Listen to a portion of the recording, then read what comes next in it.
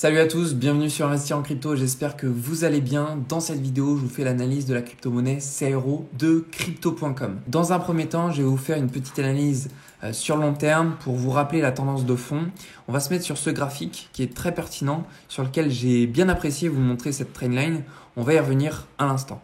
Pour ceux qui ne me connaissent pas, moi c'est Rémi. Ici, on apprend à investir dans les crypto-monnaies et devenir rentable sur ce marché. Cette trendline, donc, qui était anciennement une résistance et donc maintenant un support, nous fait bien tenir notre CRO et donc c'est une plutôt bonne nouvelle.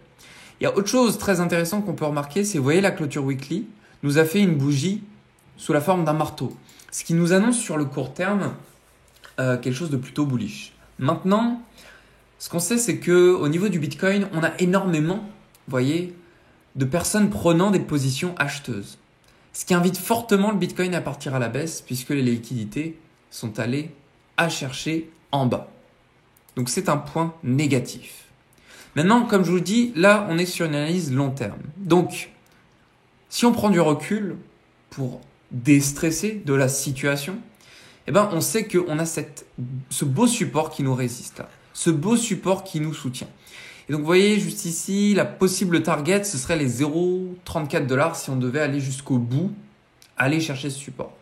Donc, je trouve que c'est rassurant. D'ailleurs, en plus de ça, si vous n'avez pas investi sur cette crypto et que vous souhaitez optimiser votre prix d'entrée, 0,34 $, c'est super intéressant.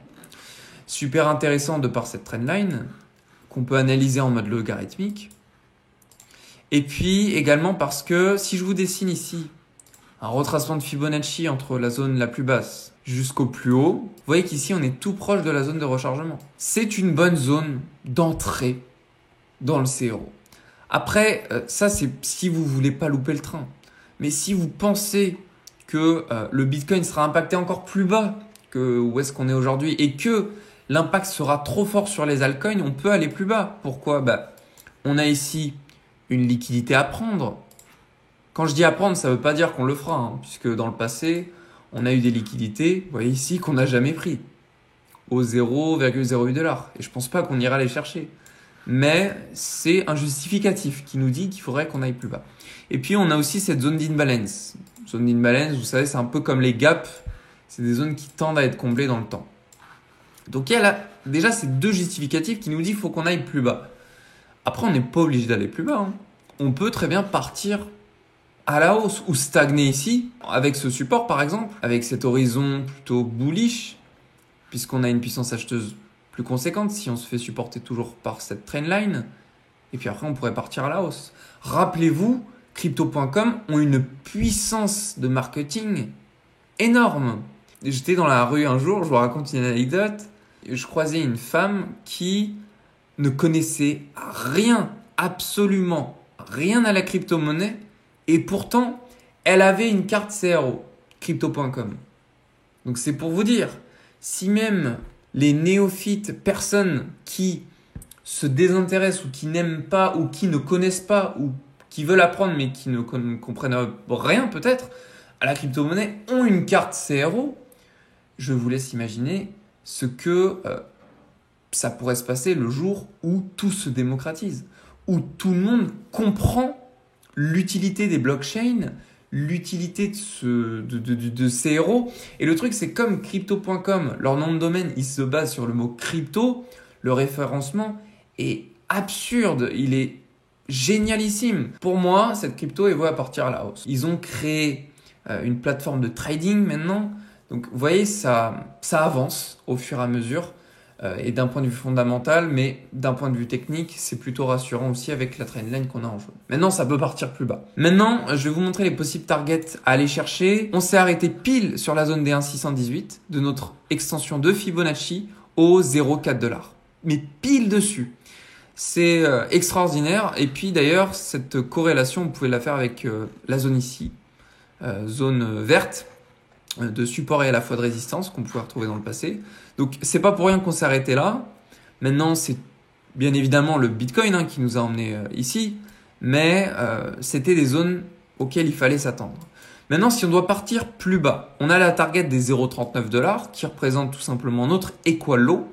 C'est marrant parce que c'est un petit peu pareil sur le Bitcoin. Vous voyez juste ici on a une zone d'equal low, Ça y ressemble un tout petit peu, presque pareil même. Donc ici, vous voyez 0,39 $. Et puis, alors juste à contrario du Bitcoin, je dirais, c'est que vous voyez, on est parti beaucoup plus bas ici. Si je vous mets le Bitcoin, on a encore du chemin à faire ici, vous voyez. Alors que le CRO, il est parti beaucoup plus bas. Il est beaucoup plus proche de la zone des 0,39. Donc imaginez bien, par rapport au pourcentage, l'impact que a le Bitcoin sur les altcoins. S'il va chercher le Bitcoin les 37 300 $, le CRO, à moins d'avoir une corrélation négative avec une puissance acheteuse extrêmement forte, il ne s'arrêtera pas aux 0,39 $. Il ira beaucoup plus bas. Beaucoup plus bas. Donc moi, je m'attends à ça. Maintenant, le sentiment de marché nous montre clairement que faut qu'on parte à la hausse. Mais du coup, s'il faut qu'on parte à la hausse, comme c'est la majorité, on va partir vers le bas. Il y a plusieurs targets à aller chercher. On peut continuer avec notre extension de Fibonacci. On peut prendre par exemple la target ici des 2,618, 0,38 $. Et là, 0,37 $. Alors si je m'arrête là, c'est qu'ici, on rentre dans la zone de prix, c'est une zone de résistance et de support dans le passé. Donc c'est une zone sur laquelle on aura de la stagnation. Donc ça, c'est les targets de prix à aller chercher à la baisse. Donc je vais m'en arrêter là sur la baisse, puisque si je vous refais une vidéo demain, de toute façon, je vous redirai l'évolution du prix. Et puis à la hausse, si on doit repartir, aller visiter des targets potentiels, on aura ici la zone des 0,414 $, entrée dans la zone de prix, qui fait office de, vous voyez, de support dans le passé, et puis aussi de résistance. Et puis on pourra naviguer dans cette zone de prix. J'ai du mal à croire que ça va repartir plus haut que ça. Je pense qu'on pourrait avoir un retracement à la hausse jusqu'à ici pour repartir plus bas. C'est ce que je pense. Maintenant, si ça doit partir plus haut, on pourrait prendre les liquidités, vous voyez, de notre equal high juste ici, puis encore une fois continuer et autre equal high juste ici.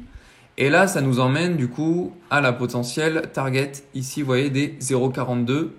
On va arrondir aux 0,43 $. Donc voilà, c'en est tout pour cette vidéo. J'espère qu'elle vous a plu, qu'elle a pu vous montrer les potentiels targets et puis éventuellement qu'est-ce qui pourrait se passer sur le CRO sur le court terme, mais aussi sur le long terme. Je vous souhaite à tous une très belle soirée. Prenez soin de vous et on se retrouve dans la prochaine vidéo.